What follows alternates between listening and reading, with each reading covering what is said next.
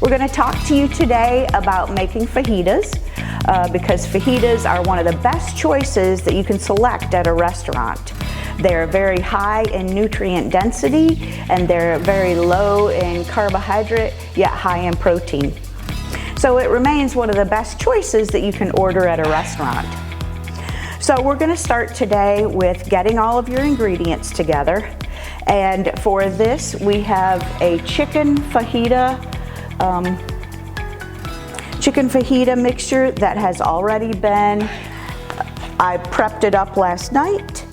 So it has been marinated. I did marinate it for more than 8 hours because I prepped it up the day ahead of time and let it set in the refrigerator. And that's the good thing about fajitas because they can be very adaptable to your schedule. So you can let them marinate for 8 hours, 10 hours, whatever it takes you to work within your work schedule to have them as a fresh, healthy food the next day or that day. So you have to marinate them in things such as you have to have some sort of a acid. So for this recipe, the acid that we used was lime juice. You can use lime juice, lemon juice, red wine vinegar, etc. But you have to have an acid because that sort of helps to tenderize the meat. You also want to use your Tex-Mex spices such as cumin, chili powder, paprika, garlic, onion powder, that kind of thing to sort of get the flavor because it'll be bland just like stir-fried vegetables if you don't have some sort of a Tex-Mex seasoning in there. So I've sprayed my pan with the avocado oil. I've selected the avocado oil because it has a higher smoke point.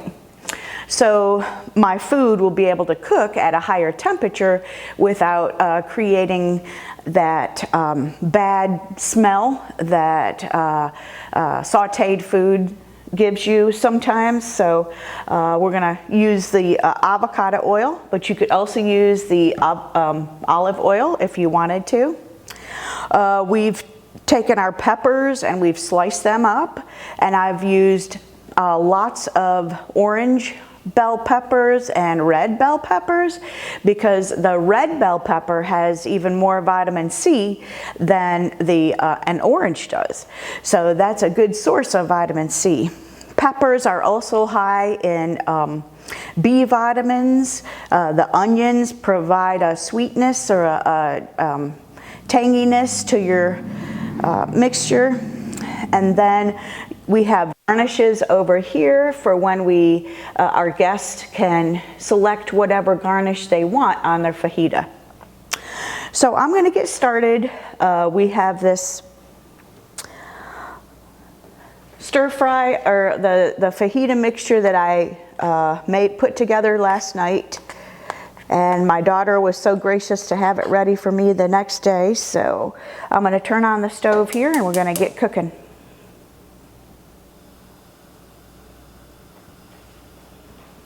Okay. Alrighty, now a little trick with whatever meat you're cutting is that you can use you can use your meat cut at the semi-frozen state. It's much easier to cut your meat when the meat is semi-frozen. So all I did was with the chicken, I set the chicken out for anywhere between 2 to 4 hours. And then that was from a frozen state. So after about 2 to 3 hours, I sliced the chicken against the grain, and it cuts up nicer because you get a nice clean cut. If you try to cut chicken while it's raw, the knife sort of pulls against the meat and it's a mess. So it's much cleaner and easier to do it when the chicken or your beef is in the frozen state. So like I said, my daughter helped by cooking this up for me last night, and I was so surprised because I was craving fajitas but didn't expect her to cook it up for me. So we're gonna just reheat this fajita mixture, and this is the chicken fajita mixture. Now the marinade that I used for this recipe, I started with a low sodium fajita mix. And then I added the other Tex-Mex types of seasonings like the chili powder, the garlic powder, onion powder.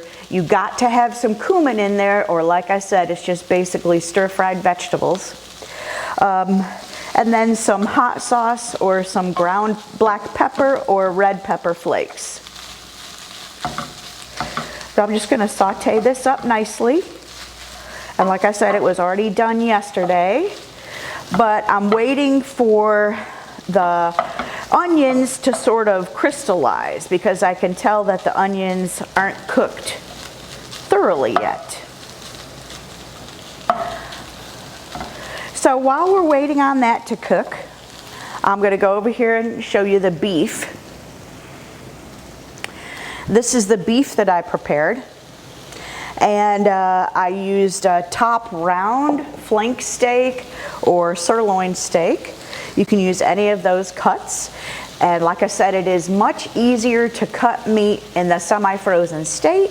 So if you leave it out about 2 to 4 hours from that frozen state, it's very nice to cut it across the grain, and it cuts up very nicely. Whereas if you were to cut your meat while it was raw, the knife is going to pull against the meat and cause it to be shaped real weird. So this gives us nice cuts of beef that we can use for our fajitas. And this recipe, for this recipe, I use lime juice again as my basic acid in there. I use the chili powder, the cumin, red pepper flakes, black pepper, fresh garlic because I ran out of garlic powder, and a little bit of onion powder there.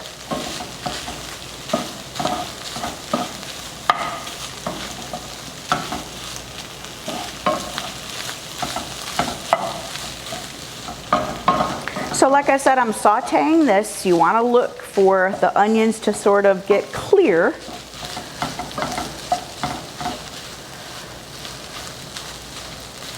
Now the actual way you would do this is you would start actually with the bell peppers, which I'm going to demonstrate next when we do the beef fajitas.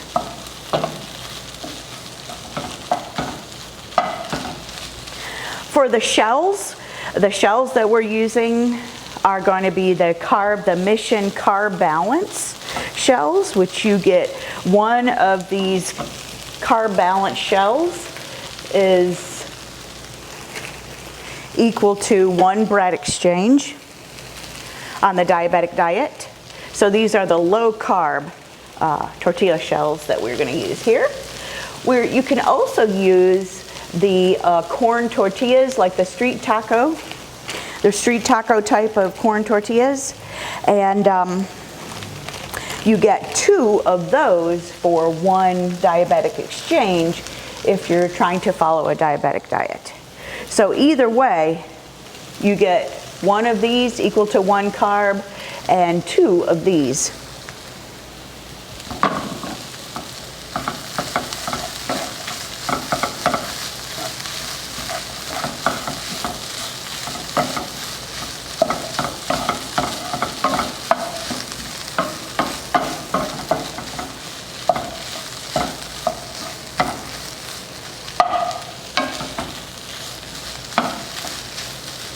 Okay, so I can see that the onions are turning clear. So this is actually done.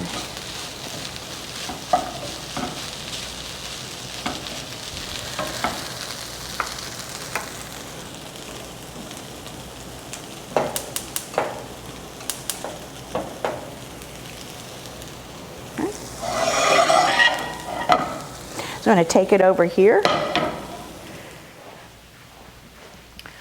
So all I was going to do is pre-plate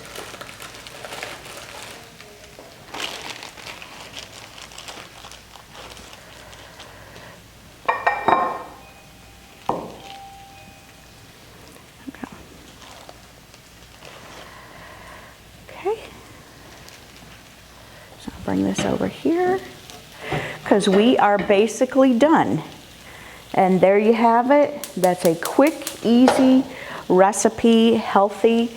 And I would serve it with maybe some fresh pineapple cut off the core, because you can have 3/4 of a cup of fresh pineapple equal to a fruit serving. And I would also serve it with like some guacamole salad, which just would be some shredded lettuce, some diced tomatoes with a couple of cubes of guacamole or some avocado on there. But there again, this is what we're gonna do. We're just gonna take a portion and we're gonna put it right in the middle of our fajita.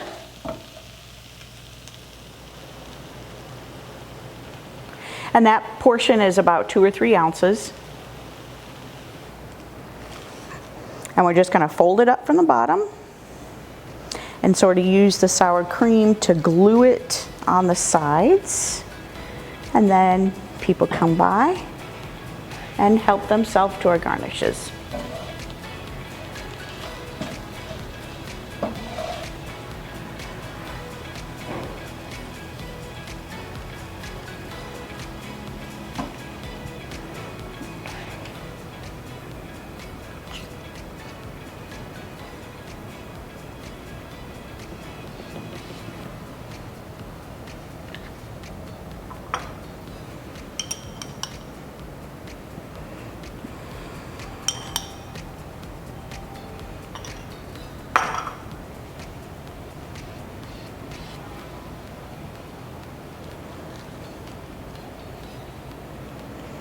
Okay, and there we go.